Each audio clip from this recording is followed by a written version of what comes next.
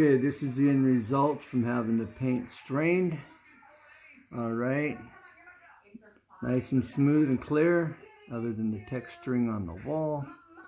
All right, there's the end results. Okay, thank you for your time, your interest. I hope this was helpful. If you've never used these straining bags, okay, they work very, very well. And you can see the paint, how smooth it is. There's no specks. There's no little pieces stuck to the wall.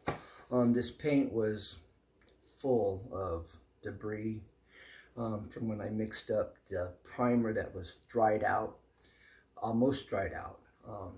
It was solid, and I had to break it up and reconstitute it.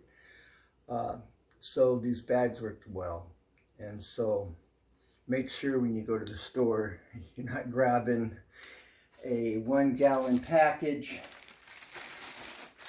that shows what appears to be a 5 gallon bucket, but it's a 1 gallon, so make sure you read so you don't do that unless you need it for a 1 gallon bucket, of course. So anyways, remember, liking's free, subscribing's free, sharing it, saving it for a future reference, it's all free. Tell a friend, it's a win-win-win. And appreciate your time and support. Look forward to hear from you. If you have any questions, as always, feel free to ask.